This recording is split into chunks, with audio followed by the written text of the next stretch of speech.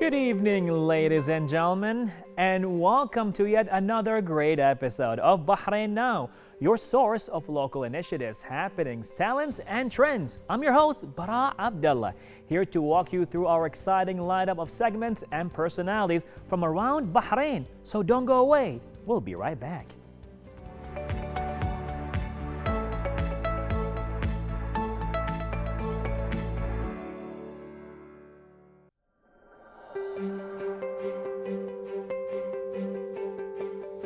And now, ladies and gentlemen, we're going to have an elegant, yet colorful and a beautiful talk with an affordable luxury brand, presenting you with a stunning fusion of art, fashion, and lifestyle, creating high-quality designs for people who want to be surrounded by art to bring them joy and happiness. Ladies and gentlemen, we're joined tonight by the founders themselves, but tonight we're going to be with the founder, Neda, here today to tell us more about the brand. Well, Neda, good evening. How are you? Good evening, Bara. I'm happy to be here today.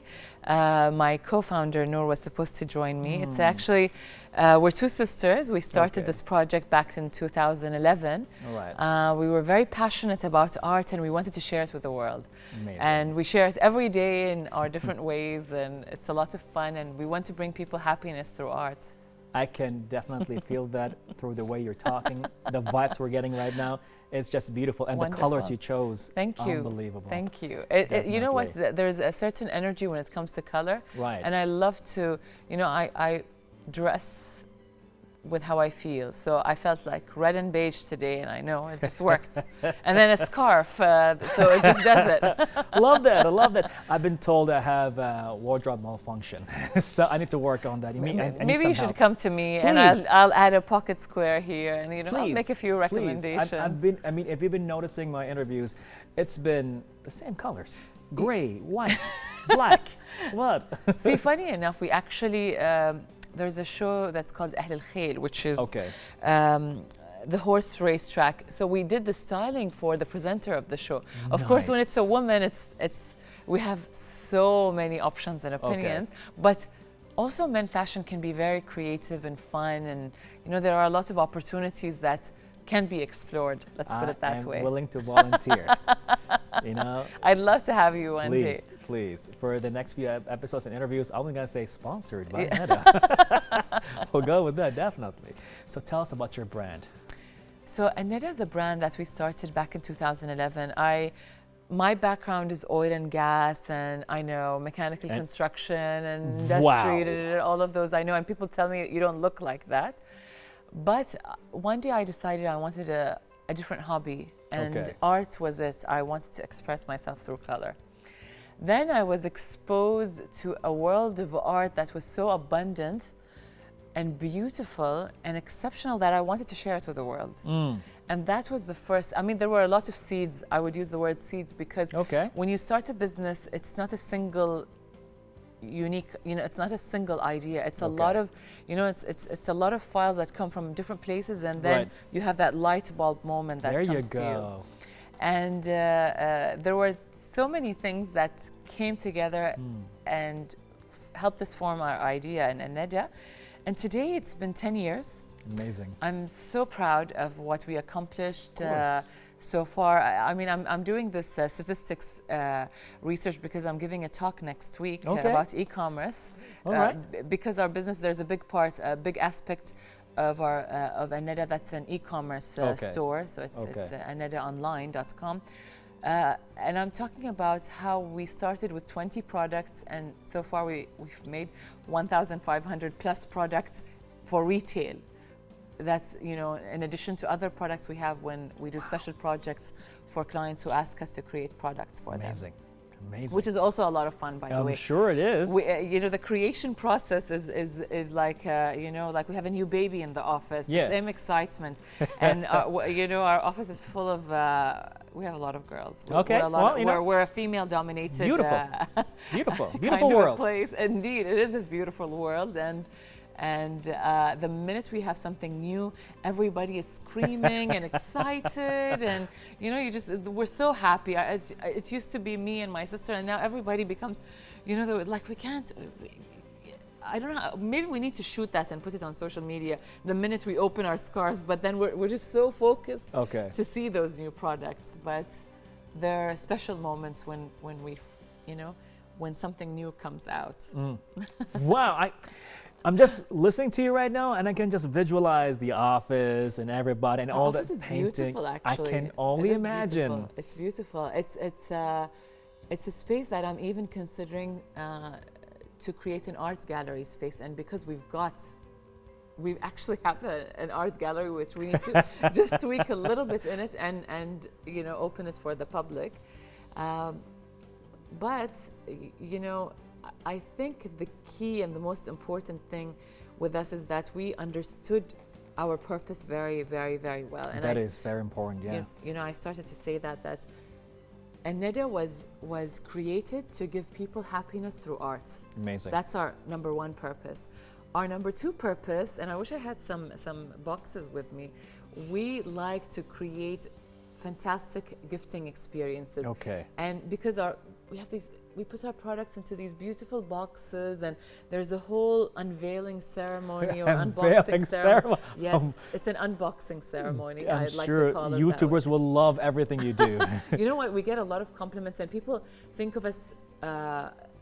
If they think of a gift, they immediately think of us, and I'm glad that it's how people see us. Right. And the third thing, and it's probably the simplest thing, is that we want to create quick style solutions for you know, especially women on the go, because I'm a busy woman. I want to leave the office. You know, I want to leave my house in 2 minutes to go to the office. It's not 2 minutes really. Okay, well, this takes some time. We understand. Yeah, definitely. This takes some time to look good. It takes work. It takes different things. You can have, like, I've come up with this concept called the successful style formula. So you do, it's like a uniform, but not really a uniform. So what I'm wearing, I know but it's a style formula, and I can do this in 3 minutes, and I'm almost done. Did you done. time it? You know what? Maybe I should do that. But I think I can do it sometimes in 30 seconds. That's how quick it is. Awesome. Yeah. I have a closet full of my successful style formula, and I can see them all in one go. And I pick this and this, and then I add a scarf, or I just add a different accessory. Wow. And we have, again, so many, 1,500 of them. No, maybe we have probably right now, maybe something in the range of 700. That's still a lot. That's still a big number. That's still a lot of items. And there are small things, there are big things. Okay. And then I just add them in. Voila, beautiful look that I feel good about myself. I can feel the smile, and I keep saying that Neda is not a brand for someone who's shy. She needs, like, she should. Bring it on. I keep telling women, if you're shy, don't wear a Neda, because people are going to start a conversation with you. People are going to stop you on the street, and they're going to ask you, because you're going to, it's art, right? It's a piece of art. I love the statement. Yeah, it's a piece of art. Well, it doesn't have to be a girl, right? I mean, we guys can be part of the Neda brand. We have male clients, a lot of them, and we have products that are they're not male dedicated, they're unisex, I would say. Okay. Like our cashmere scarf collection, so they're unisex. So, and our cotton scarf collection is unisex, and our pocket squares, you know, they're small mini scarves, but that can be worn as pocket squares. There's a stationery line, there's a home accessories line. So there are opportunities for men in the Neda universe, for sure. We didn't forget you. I love that. But I mean, we actually also made a leather jacket collection. A leather jacket collection. As if that was not beautiful enough what you have. Let's go to leather right now. Well, I think we have a couple of pieces left, but they were a special collection that we did, and they're beautiful. I'm sure they are. I love the feel of, beautiful materials. Neda, I'm enjoying this talk a lot. I'm glad you are. The thing is, right now, I want to ask you. Now, we've been talking like for a good, few minutes right now. Yeah. I'm a presenter. Yeah. What would you recommend a presenter to wear with your art? It's like you see us presenting, like whether it's the Arabic or the English channels, even different channels around. And sometimes I'm sure you sit down like, only if he, if he this, that, if he just does this. So give me a recommendation right now. So the quickest thing, because you're wearing a blazer, I would add a pocket square. Okay. That's the easiest, quickest thing. It's a pop of color. it will make your, look, it will make it, it will elevate it. Okay. It will take a little, elevation.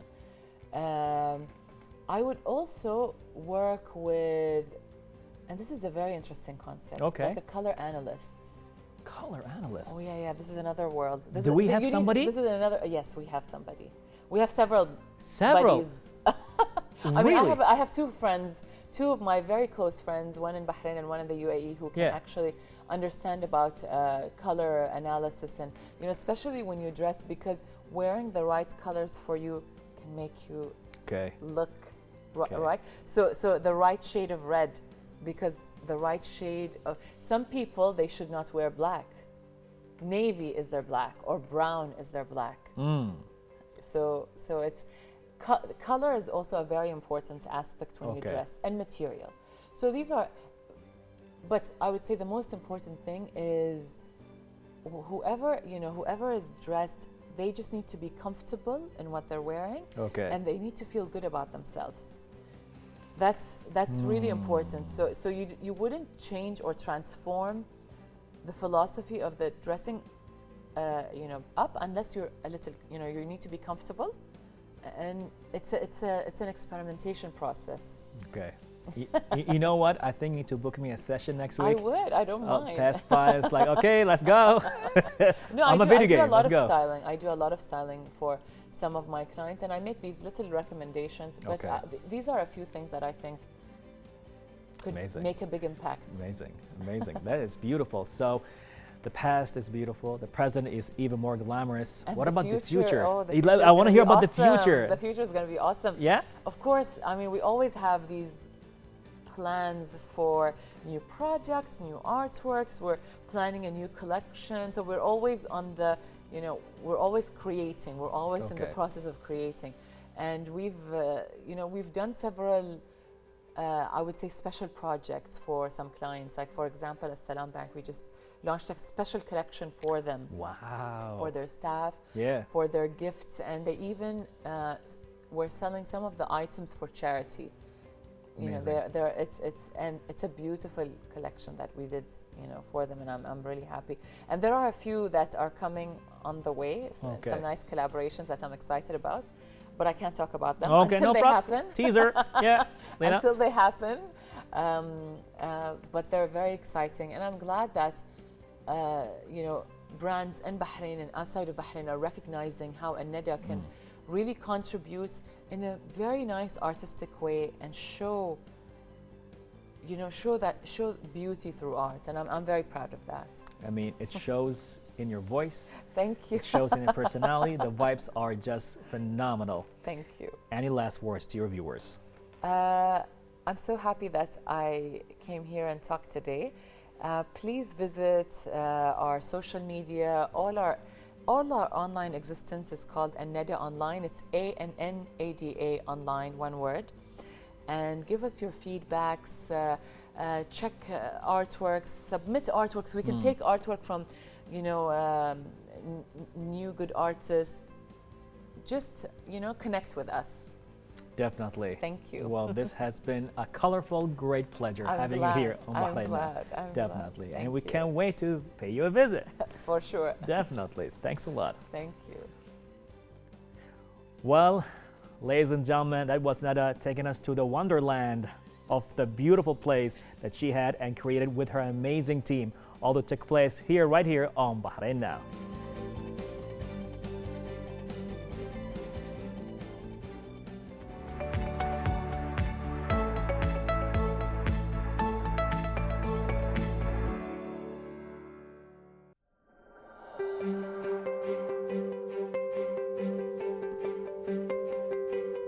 Ladies and gentlemen, we're going to have a very deep, rich talk with over 20 years of HR management experience.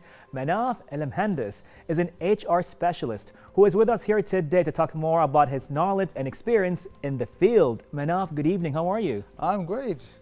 Amazing. Glad to be here. Oh, definitely, man. It's a great pleasure. Are you sure your audience can handle this excitement? Handle this excitement? Okay, that's a good start.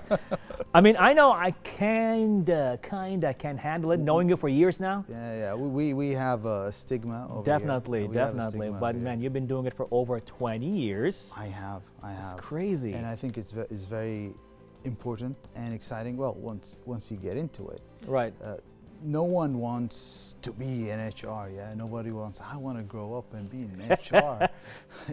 Nobody does that. All right. True. But we find our way over there, and once I found my way to human resources, I quickly found out how important it is. Right. I really think it's very important. And we get a lot of heat because this guy's from HR. Right. He's working for top management, but top management hates us too because you're just protecting stuff. Unbelievable, man. It's crazy. Like, I've seen you several times talking to different people, and how beautifully you have this, I will say, psychic power.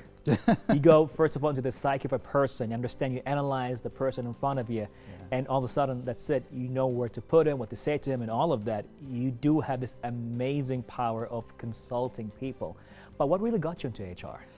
I just found my way there. I didn't really plan it. I was fortunate enough to join a company in human resources. That was I think my second job, but I quickly realized how important human resources is. Literally all departments would have to connect to a human resources. Right. And I started studying more about human resources. I got my bachelor's in human resources. I got my master's in human resources. Yes. And I really think if you get human resources done right, you could really change a whole company. Definitely, and it changed a lot in Bahrain, right? In the last 20 years, I would say, how things started to be and how things are today. Okay. So what do you think of this transition we're going through right now when it comes to HR? I think we still have a long way to go. Right? Yeah, I think we have a long way to go. I think there's a disconnect between what companies say and what they actually do. Okay. In fact, that was my master thesis, top management attitudes towards human resources functions. Okay. It's no company is going to tell you we don't care about our staff, we don't care about human resources. Nobody. No one is going to tell you that. Right. Everybody's going to tell you we care about human resources. Our employees are our top assets. Right. But is it? With some companies, yes, it is. But with a lot, no. And I'm not really sure if they realize that or not. But hear me out. Yeah, please. So you see, for example, you have a CEO, and then you have a CFO, and then you have a CIO, and then you have an assistant HR manager. And you go, that's weird. Why do you have an assistant HR manager? Why isn't he a CHRO, which is a title? And they go, no, he's not experienced enough. Okay, this guy has been working there for 20 years. Why isn't he? Yeah, either you did not recruit the right talent, that's why he's not experienced enough, or after 20 years and he's still not experienced enough, maybe you don't want him to be experienced enough, or you did not train him to be experienced enough. And then, do you really want somebody experienced on the C-level? So you say that you want somebody in human resources and HR is your top priority, but the actions, sometimes it's different. And I'm not sure if it's by design or people are oblivious to it, but this is where we are right now. It's very interesting that you're saying that, as for a very long time, as there were people were so rigid on regulations and following the book and the hierarchy and all of that. And we're seeing that now, even though, like you said, we may have a long way to go, but it's somehow slowly but surely reaching to a point that they're questioning the system itself right now. Okay, now we're in 2022. One, two, soon enough. Corona, man, we lost track of time. Of cars. The new launch, please, they're all you together, Madam Handis 2022. Yeah, let's do that. Let's go with that. But it's very interesting that you said what you said right now, as you're clear with your thoughts. So now, where do you think we're heading with all of this right now for the future of HR here in Bahrain? What do you think of that? I think the more companies realize how important human resources is and translate that into action, you will definitely see rewards. There's a lot of companies in Bahrain think human resources is what I call personnel. Personnel is the admin part of human resources, which is important, but that's not HR. You know, Okay. It's something like getting contracts done, calculating leave, doing salary certificates for you. Yeah. Okay, these are important. You need them, but that's not HR. That's just a admin part. work. That's admin work. It's Yeah. part of human resources. HR has a lot of functions like knowledge management, like training, like recruitment, like strategic human resources. There's a lot of different facets to human resources, and I don't think that has a lot of attention right now, because you know what, HR is what I call has a soft barrier. A soft barrier. What is that? Let me tell you about that, Bara. Now your job is a soft barrier, Bara. Yeah, your job is a soft barrier. You're a presenter, right? Yes. So far. Technically, what's stopping me from getting anybody, just walking down the street, just bringing him in over here and say, hey, Bara is sick today, maybe you present the show. Right. Like, physically he can. Right. Like, physically he can sit here and look at the camera and just talk. Right. But is he going to do a good show, Bara? We don't know. But probably not. Probably not. See, that's the thing. With a hard barrier, you are unable to do the job unless you're trained. Okay, like programming, mechanics, Right.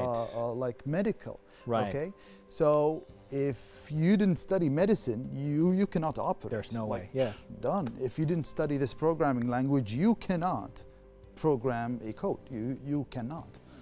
But HR, like I studied HR for years and I have a master's degree, but anybody who did not study HR can hire somebody.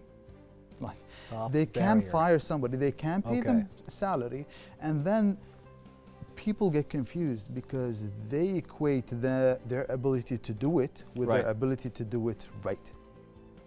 And that's the problem. Interesting. And it's not just HR, it's HR, maybe it's marketing, maybe it's sales, Right. facilities management. Man. And yeah, and you do need people who know what to do and do it well. Very interesting. You know, with all that being said right now, all I can ask you is like, what can you tell us? What can we do? What should we do to empower ourselves? Even though, like you said, I'm on a soft barrier right now. From an HR perspective, like yourself, with over 20 years of experience, what can you tell me? Well, what can I advise companies? Companies, individuals, you know, we would love to hear you. Okay, so I think companies, I would hope companies adopt a more flat system. Gone are the days where the top man in an organization knows everything, okay? Right. I'd rather have centers of excellence, okay? Like I would tell you what to do in everything that's human resources related, but maybe the IT guy will tell me everything I have to do regarding IT policy, Right. laptops, and the finance guy is going to tell me how I spend my money and how I would budget it. Right. Okay? Right. So everybody is an expert, like the top of their domain. Okay? This would bring a lot more balance, and you heavily leverage a more experienced view rather than just somebody who's, because and that's the problem is with top management. Sometimes they'll say, hey, I spent like 40 years in this company or in this industry. Right. We hear this Who all the are time. you to tell me what to do? I've been here. Ah, but man. Ah, you know, man. Yeah. because if you've been a doctor for 40 years, yeah, and then you are heading a hospital, okay, it does not mean that you know how to build a social media marketing policy for your hospital. There you go. It has nothing to do with it. You are experienced at your field, great, but let's leverage somebody else's experience, okay? That's why you need centers of excellence. Amazing. Amazing. I love that. Wow, I love that. No, that's pretty much on a company's level. What about individuals? Okay, so individuals need to be really good at their trade. Individuals really need to be good at their trade. It's very hard for people who work in a job that doesn't have numbers, okay? So Yeah. for example, if Yeah. I'm a salesman, clearly I sold X more here. There's a number I can print it out, I can put it on bold, I can put like a circle on top of it, I can put it on posters all over the place. You can see it. But if I train somebody on how to deal with customers, like how can I prove that you have some tangible value? It's a lot harder for people in our field to show the value, but the value is there, and without it, you can definitely see what is the value that is missing if it's Right. not there. Amazing, amazing. You know, hearing you speak right now about HR and knowing that how diverse you are with your information, whether it's in the pop culture scene or going to the esports or even social media, and being the first person that I know of having his own video show on a website. Was I the first, really? Yeah, dude, that's what I think, at least. The first person to have a video show on a website here in Bahrain that I know of was you. It's like, will it really work? You know, you were the first when people question, really? Yeah. So knowing how you're always creative with everything you've been doing and now seeing what you're doing right now is just an honor for me to have you on Bahrain TV. That's for sure, definitely. Any last words to your viewers? Well, Bara, I really think human resources is all about leveraging people, and that's what companies are, really. You don't invest in or use the products of any company because their logo looks nice or because they have a lot of assets in the bank. Right. It's people. People make the products, people make the service, and people make you happy because you have interacted with that company. And I think human resources goes a long way in leveraging that. You pick the right people, you train them properly, you build the right culture, and this is how you have a successful company. Amazing, amazing. Well, sir, it's been an honor again having you here on Bahrain Now, and we can't wait to see more advancements in the HR field right here in Bahrain with your presence. You and me, sir, you and me. Definitely, definitely. Well, ladies and gentlemen, that was it. A deep talk, even though it was short, but very insightful. All that took place with Manaf right here on Bahrain Now.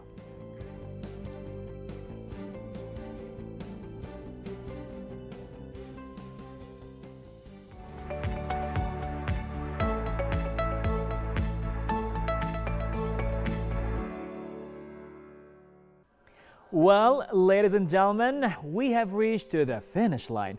A huge thank you to all of our guests for joining us tonight, and another huge thank you to all of you watching us at home. As always, be sure to reach out to us on our social media accounts shown below. We love hearing from you. This was Bara Abdulla. Till next time, Bahrain, goodbye and God bless.